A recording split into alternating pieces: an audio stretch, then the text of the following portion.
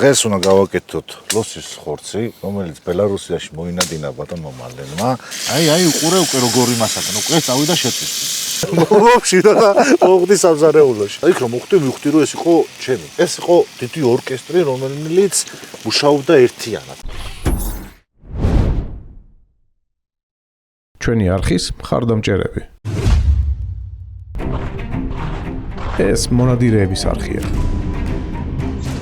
მე მარლენი ვარ. ამ არხის ავტორი და წამყვანი. ვნადირობ, სადაც დაშვებულია ყველგან და ყველაფერზე, კანონის ფარგლებში. ვეძებ, ვეცნობი და ვიღებ თქვენთვის საინტერესო, გამორჩეული ისტორიების და უნარჩვევების მქონე ხალხს.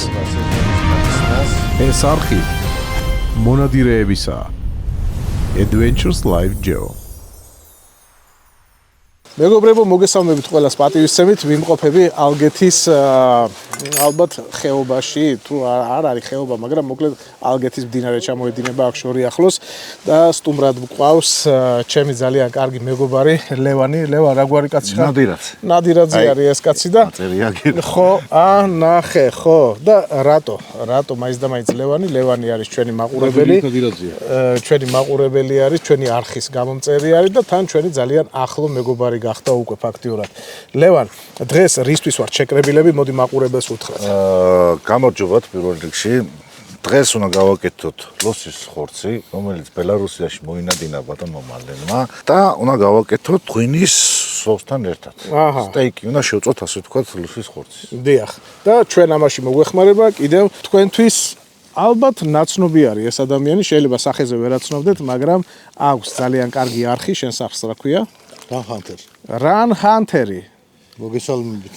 Facebook-ზე ატანეოთი ხარ, ხო? ჩემთვის სახელი ბევრი. ხო. ფიქრი აღარ დავიწყე და. მოკლედ, დათო არის ჩვენი არხის მაყურებელი, ასევე ჩვენი ძალიან კარგი მეგობარი და ამით იმის თქმა მინდა მეგობრებო, რომ ჩვენ ვიკრიბებით მეგობრები. როცა ვიძახი რომ თქვენ ხართ ჩემი მეგობრები, ეს არ არის სიტყვის მასალა, როგორც ამას ზოგი იუთუბერი ხმარობს ხოლმე. პირველ რიგში უსაფრთხოება და ჩავიცვათ ხელთათმანები, რომ ვიყოთ დადაცულები ყველანაირი ცუდი ბაქტერიისგან. სად მუშაობ? მე ვიცი რომ საზღვარგარეთ ამ თვითონს მუშაობ ხორვატიაში, ქალაქ შიბენიკში, რესტორან ანტეგოსში. როგორ მოგწონს ჩემს მიერ დაფასებული ხორცი? სიმართლე რო გითხრა, დაფასება ზოგადად კაია, მაგრამ ეს უნდა იყოს ვაკუუმში. ეს არ არის ვაკუუმში. ეს წყალი ასე არ უნდა შევიდოს. არ უნდა იყოს, ანუ საკმარისი ვაკუუმი არ არის. ხო, საკმარისი. ეს არის არაპროფესიონალური ვაკუუმით დამოკუმირებული ხორცი. მაგრამ ჩვენს პირობებში რომ სახში შევინახოთ და მალე დაახლოებით 2 კვირაში ვიხმაროთ, შესაძლებელია არ არის? აი, პრინციპში ხო, მასეც ვაკეთებ ხოლმე და იდეაში ესე იგი მაინც გამართლებული არის ჩემს შემთხვევაში. ჩვენ ხო არ მას გვიშვება ხორცი გვიჩერდება სახში.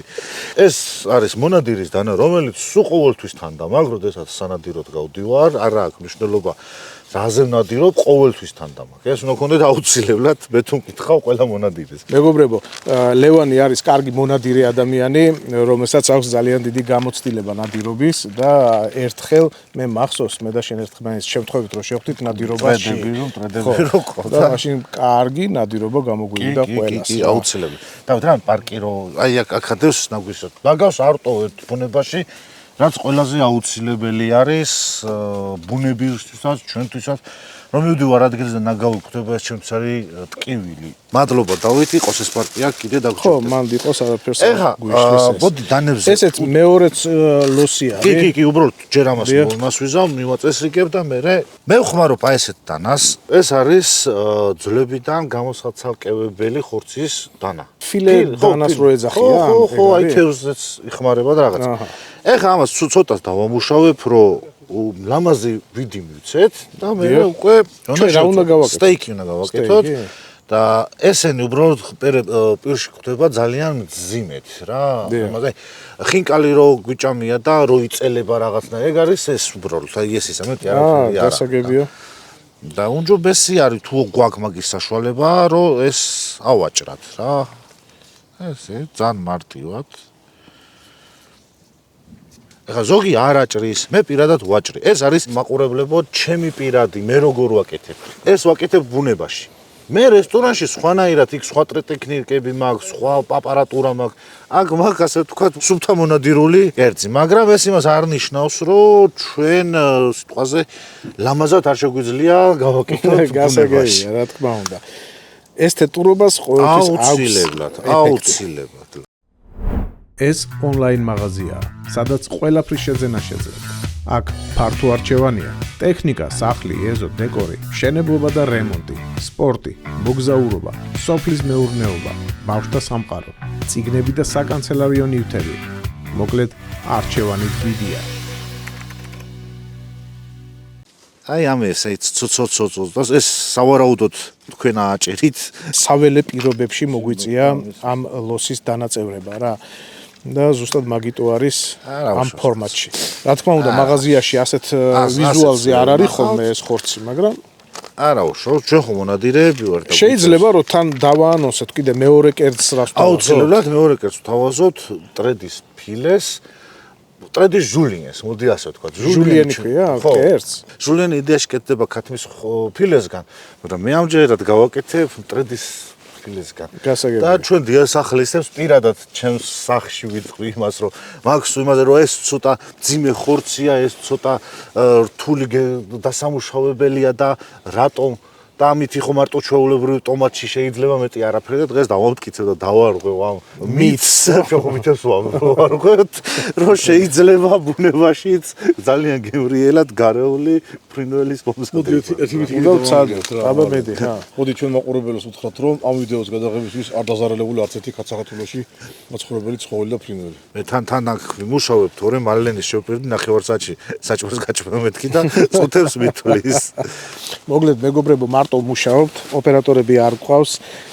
ხო და პერიოდულად ხან გავრბივარ იქ ვნახულობ აპარატურას, ყველაფერი კარგად მუშაობს თუ არა და იდეაში ვხედავთ რომ ყველაფერი კარგად მუშაობს და მე მოვდივარ და ისევ აქ ვარ ყურადღებით.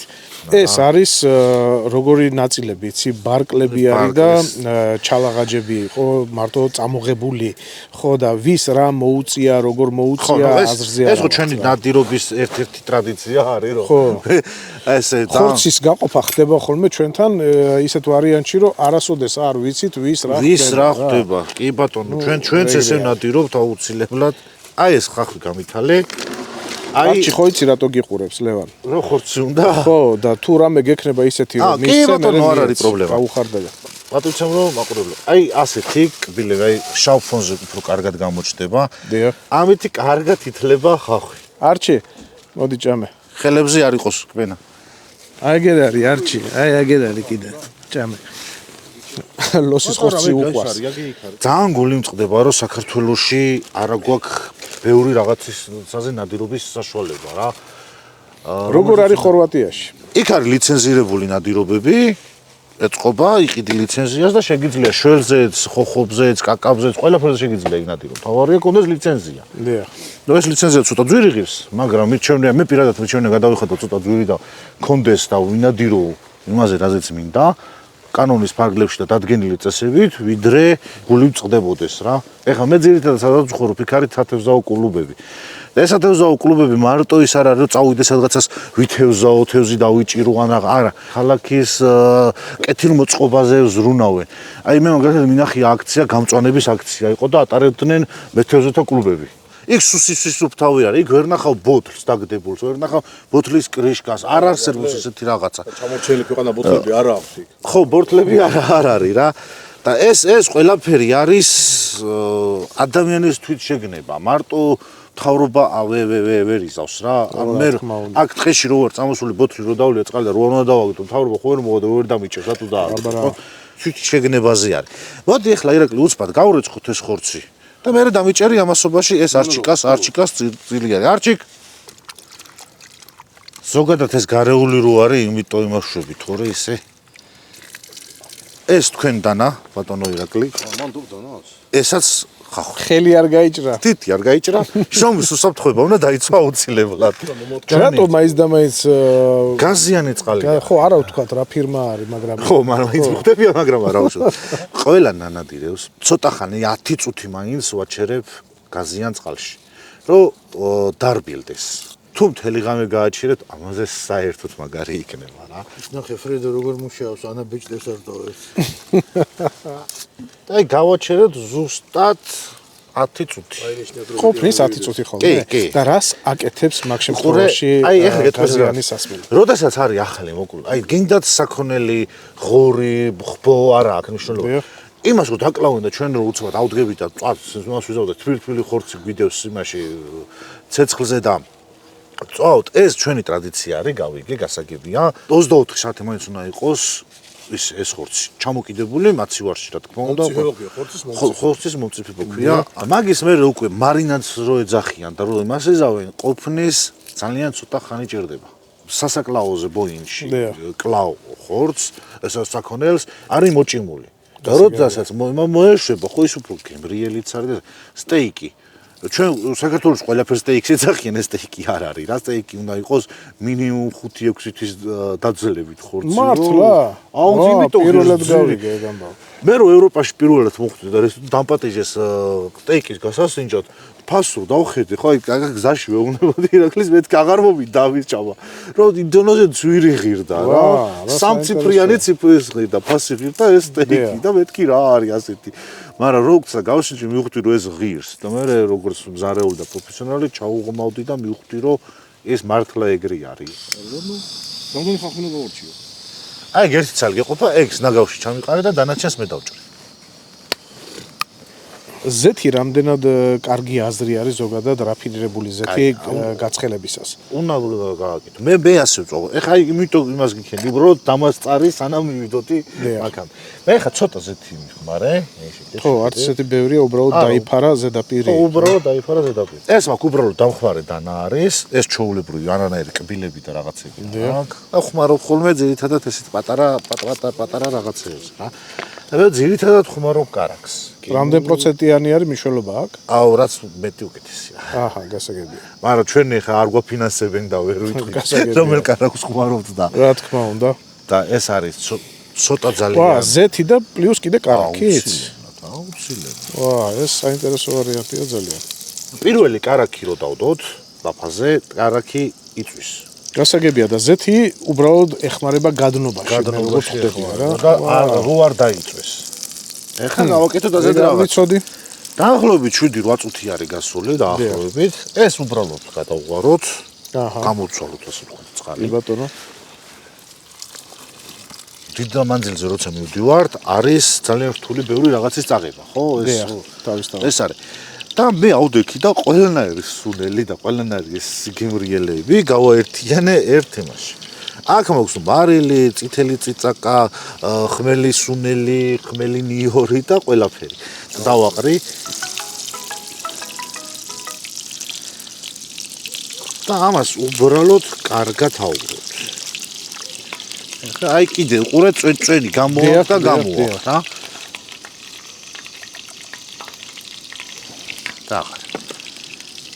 შევიღოთ. ეს ამასობაში მომზადდა უკვე? ეს ამაზე შეგვიძლია ხა ჩვენ ნელა-ნელა დავიწყოთ. ამის დალაგება. ვახ. მაქვს აი ესეთი იმაში პატარა კუთებში, ეს ხიდება ყველა ავთილში და ის კაპიკები. სულ პრობლემა რო გვაქვს მარილის მონადირეებს. აი დამისვლდა და აი ასე მაქვს ჩაყარილი. ეს არხი მონადირეებისა. Adventures Live Geo. სუნი როგორი არის? მოგიყვეთ ხალხო, იმიტომ რომ თქვენ ვერ გაიგებთ ალბათ რა. მაგარი. ეს სანამ თავის სუნებს გამოუშვეს და სანამ მივალთ იმამდე რომ რაღაცები გავაკეთოთ, მანამდე ჩვენ დავამზადოთ შემდგომი ეტაპი. ბიჭო, მე სულ მეგონა რომ სტეიკი არის უბრალოდ ადექი ხორცი დაჭერი, ტაფაზე დადე და შეწვი. ეგრე არის. მოდი, არ არის ეგრე. კარგი კერძი მინიმუმ 2, უკეთესია 3 კომპონენტისგან შედგებოდეს. ეს რას ნიშნავს? ერთი არის მთავარი ინგრედიენტი, სიტყვაზე ხორცი, ქათმის არა აქვს მნიშვნელობა, შეიძლება თევზი იყოს. და იმის მისამატებელი რაღაცეები, სოზები, ტყემალი, კეჩუპი, მაიონეზი, აი ეს ისინი. ეს ამან დაიწყო შეწვა. ეხლა ნელ-ნელა ამას ვატრიალებ დაახლოებით 3-4 წუთში ერთხელ. ამაზობაში მოდი ჩვენ დავჭრათ ხახვი, რომელმიც ბატონმა ირაკლიმ გაგვითალა. მე დაეჭრა, რაღა იყო? არა. როგორც იარაღსარავის არ აძლევს. ხო. ხო, მონადირე ისია, არ უნდა მოწეხავდა გაჭერდა. სისქეს მნიშვნელობა აქვს. ეხლა მე ამაზე უბრალოდ გავაკეთებ ისე, რომ გემო მიცეს ხახვის. ანუ მე ამჭირდება ეხლა აქ სიწურილე, სისქე, ხახვის საერთოდ ამოვეკებ აქედან და ისე გავაკეთებ, რომ ცუდად არ მოხვდეს ბირში. მაქვს სასიამოვნო სიახლე ჩვენი არხის ერთგული მაყურებლებისათვის, მონადირეებისათვის და არა მარტო თქვენთვის. პრემიუმ ხარისხის ძაღლის საკვები იტალიიდან, ტოპ პრემიუმ. უკვე საქართველოშია. სუპერ ფასად. შეარჩიეთ თქვენთვის სასურველი ნებისმიერი პროდუქტი Happy Pet G-ზე, შეიყვანეთ პრომოკოდი მარლენი და მიიღეთ ფასდაკლება. ან დარეკეთ ნომერზე 206 09 და გამოიყენეთ პრომოკოდი Happy Doggy. კვებე სიყვარულით. ეხლა მე აქ ძალიან საინტერესო რაღაცას ვხედავ, დაგროვდა რაღაცა გარკვეული ცხიმი, ხო? და შენ მე მითხარი რომ ეს უკარი მოსახსნელიო, რატო ამ მოსახსნელი? იმიტომ რომ ამ ცხიმში ჩაიხარშება, ჩვენ უნდა შევწვათ. გასაგები არის. ანუ ზედმეტი არის უკვე ცხიმი, ხო? ანუ აი ყურეთ ძალიან ცოტა. აი ყურე. აი. ოდნავ დავიტოვე. რამე კურიოზული შემთხვევები არსებობს საერთოდ თქვენ საქმიანობაში? სამზარეულო არა მარტო სამზარეულო ყველა სფერო არის კურიოზული. ახალი დაწყებული მაქვს შეიძლება ერთი კვირა არ არის, მე საერთოდ ზოგადად სამზარეულოში ძალიან შემთხვევით მოვხვდი. ხო, ანუ აი საერთოდ გეგმაში არ მქონია რომ სამზარეულოში შეიძლება მოვშირო და მოვხვდი სამზარეულოში.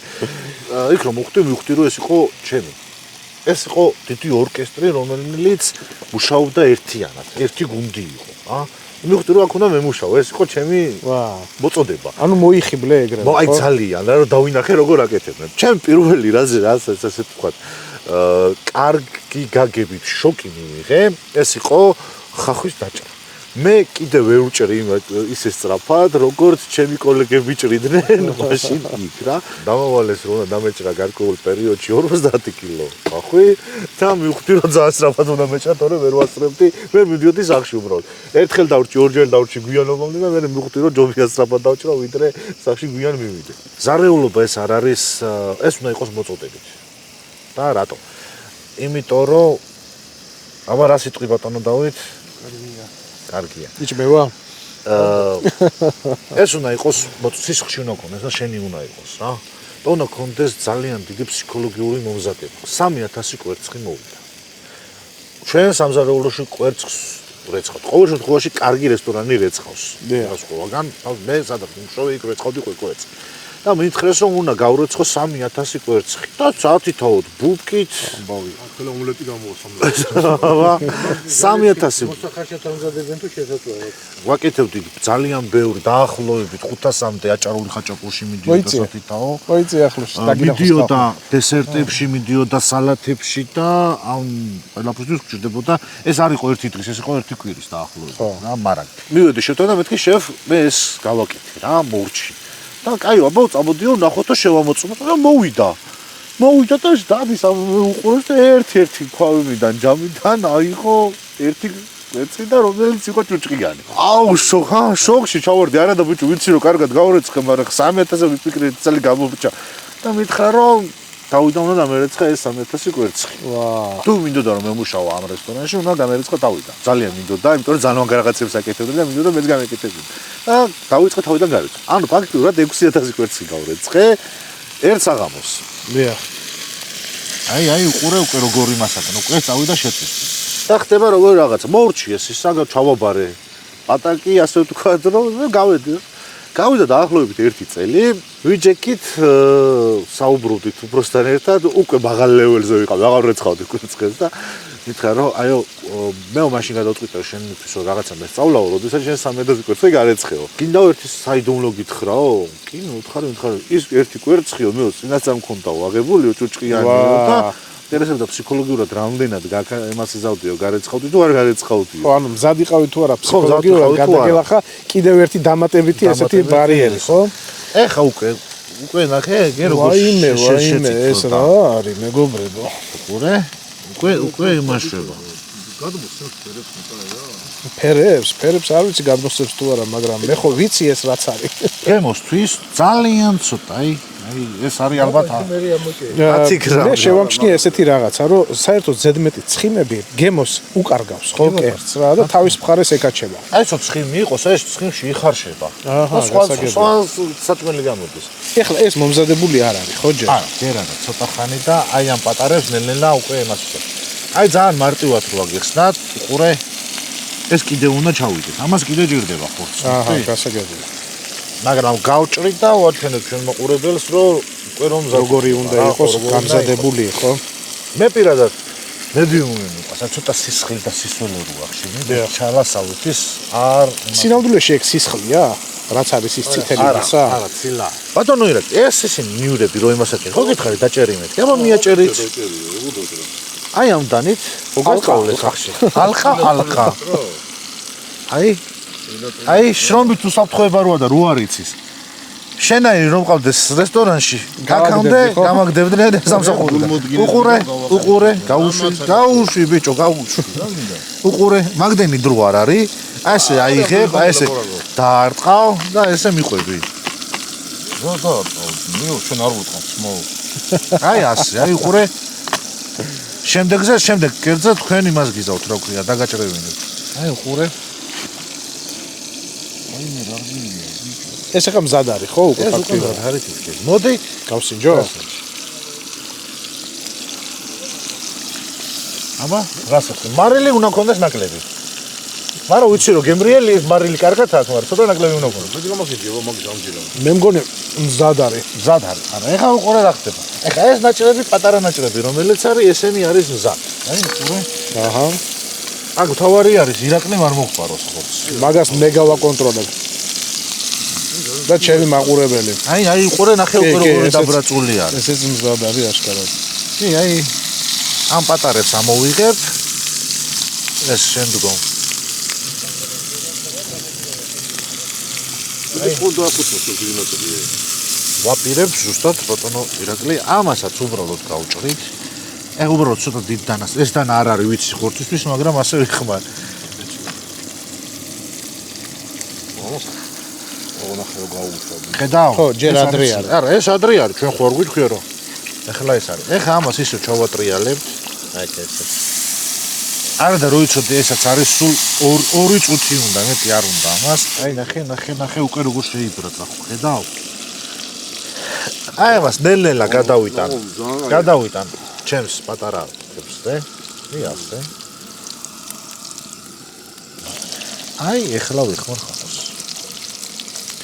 ხო, მახსოვს რომ მითხარი რომ გემო დამჭირდება ამ ხახვის გამო, ხო? კი ბატონო და ეგაც გაინტერესებს. ანუ აქ არის ნიორი ეხლა და ხახვი. ნიორი და ხახვი. გასაგებია? ეს წითელია. მე მგონი წითელი იყო, რა ვიცი. თეთრია? წითელი იყო, ხო? მოგიტყვა წითელი. მართლა. მე მაპატია რა ვქნა. მაგასაც გავაჟღერებ. ხო, კი ბატონო, გვეგონა რომ წითელი იყო. მოკლედ ღვინო მოიცა იქნება არ არის წითელი. თეთრია, მაგრამ არა უშავს. ღვინო დამიწუნეს ბიჭებმა, მეგონა რომ წითელი წამოვიღე, აღმოჩნდა რომ თეთრია, მაგრამ მე ესე მგონია რომ ამ კერძს მაინც უნდა მოუხდეს რა ჩვენი ხათრით. მაინც მონადირულია რა. მეტაზე. არა? კი, აუცილებლად. საშუალება ახლა წითელი ღვინოების და არა, უბრალოდ აუ, გემო მართლა წითელი მეგონა ბიჭო, რატომაც რა ვიცი. გემონური თვისებები აქვს ერთ და იგივე. რა, ცოტა განსხვავდება, მაგრამ ანუ ძალიან ის. სოუსის ფერს შეძენ და ფერზე ანუ ფერაც დავსვავდი. გასაგებია. აბა მე დავით როგორია. თეთრი მშრალი ხო? თეთრი მშრალი ღვინო. ძალიან ჭკვიანური სახე უნდა შევკერო რა დიდი ექსპერტი. არა, ესე უნდა მოვავლო. ზარეული სოცნი ვიცი რა არის მალე. მესამე ხელი რო კონდეს რა. ორი ხელი ვერ ვახერხებ ხოლმე ბევრ რაღაცას რა. რამე სახელი აქვს ამ სოუსს? ლევანის სოუსი. ლევანის წითელი ღვინოთი. ამ შემთხვევაში უბრალოდ ცოტა აღარ იმას. ხო, ნუ ეგ თეთრი ღვინო რო არის, ახლა მე მაპატიეთ. ხო, ეს არის ჩვეულებრივი ქვილი. ხორბლის. ხორბლის ქვილი, კი ბატონო. და აი ქვილის ხო? აუცილებლად. რაც ახალ რაღაცებს ავსწავლობ მე, ხო იცი შემა. ეხლა ირაკლი დამისხი წითელი ღვინო. რამდენი? აუ დალევით და ასხი და გეტყვი. ეხლა ვასხავთ წითელ ღვინოს, ოღონდ არ შეიმჩნიოთ ეხლა მეგობრებო ეს რომ თეთრი მოდის, მაგრამ იდეაში უნდა იყოს წითელი. ვიდეო რედაქტორით შეუძლია დაასხი კიდე ცხდა. ეროვნული ინტელექტი წუნახე. კიდე დაასხი ბიჭო ხორცი ბევრი. გახსოვს ლოს როგორ გაგაჭენებინე. კი, მაგარი იყო. ეგ შედი გაკეთებული იყო რა, რო იცოდეს ხალხმა. აი ასე. მე დაახლოებით წავიდა სადღაც 100 გრამამდე რა. ეს რო იყოს ახლა წითელი ღვინო იქნებოდა სხვა ფერი. ხო, ეს რო იყოს წითელი ღვინო, მესმის ბიჭებო, მე მაპატიეთ ხო რა.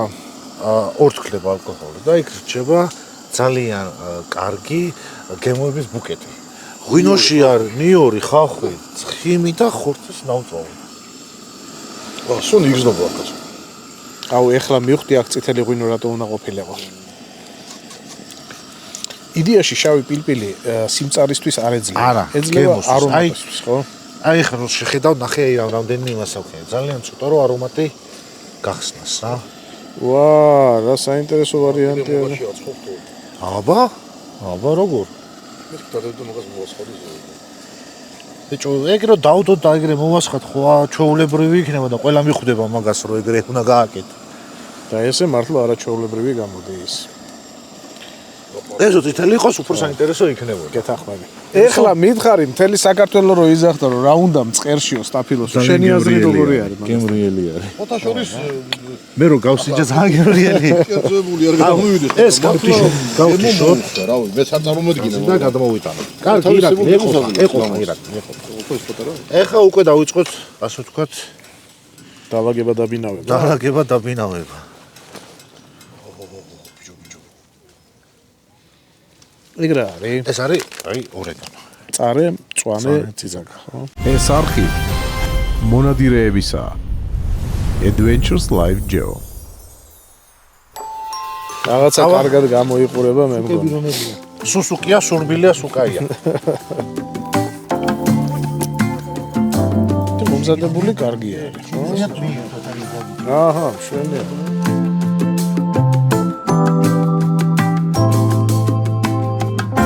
გემრიელია, ბიჭო. აბა გასინჯეთ ხალხო.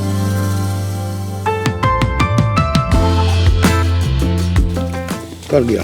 ბილია. კარგია თუ გემრიელია. მე მგონი რომ გემრიელი უნდა იყოს. რა სხვა პროგრამული წამოიღო.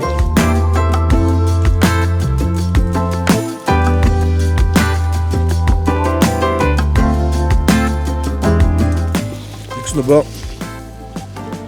ბელორუსიის უკიდეგანო ტრამალები. კიწოვანი ტყეები და ბელორუსელი მანდილოსების ნატიფი გარეგნობები. ანუ შენი ის თქმა გინდა რომ გემრიელია. კი. მოგესალმებო ამ სახალისო ნოტაზე გემშვიდობებით. სამი ნომერის არხის გამოწერა არ დაგავიწყდეთ. პროვოკაციებს არ გქონდეს ადგილი, სამი ნომერი საფანტი იყო. ჟაკნით არ მოკრული. კარგად იღავ.